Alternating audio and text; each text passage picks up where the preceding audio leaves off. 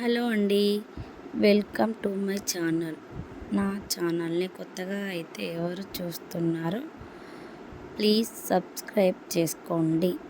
ఈ వీడియో అయితే లాస్ట్ వరకు చూడండి, ఎక్కడ కూడా స్కిప్ చేయకండి. ఎందుకంటే స్కిప్ చేయడం వల్ల మీకు అర్థం అవ్వదు. వీడియో అనేది లాంగ్ ఉందనేసి చాలామంది అయితే స్కిప్ చేస్తూ వెళ్తారు కాబట్టి అర్థం అవ్వదు. అందుకనేసి వీడియో అయితే ఎక్కడ కూడా స్కిప్ చేయకుండా చూడండి. అలాగే ఈ సమ్మర్లో మా పిల్లలు ఎలా ఎంజాయ్ చేశారనేది ఈ వీడియోలో చూద్దాం. వీడియోలోకి అయితే వెళ్ళిపోదాం.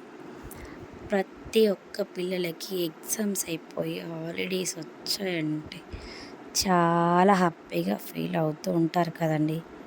ఎందుకు తెలుసా? అమ్మమ్మ వాళ్ళ ఊళ్ళోకి లేదా నానమ్మ వాళ్ళ ఊళ్ళోకి చుట్టాల ఇంటికి ఇలా వెళ్ళి ఎంజాయ్ చేయాలని ఉంటారు కదా.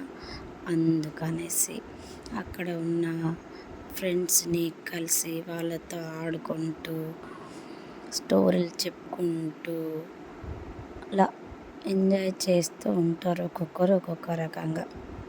ఏంటంటే మామూలుగా ప్రతి సమ్మర్లో ప్రతి పిల్లలు ఇంట్లో carrom board, chess, drawing, singing, dancing ఇలా ఒక్కొక్కరు ఒక్కొక్క రకమైనవి ఆడుకుంటూ ఉంటారు కాబట్టి ఈసారి మా పిల్లలు కొత్తగా అయితే నేర్చుకున్నవి ఏంటంటే శ్లోకాలు, అలాగే యోగా ఆసనాలు నేర్చుకున్నారు. అలాగే ఇంకొకటి ఏంటంటే మట్టితో చేస్తారు కదా, గల్ల గురిగిలు, చాలా రకాలైనవి తయారు చేస్తారు కదా, అవి అలా ఒక్కొక్కరు ఒక్కొక్క రకమైనవి తయారు చేసుకున్నారు.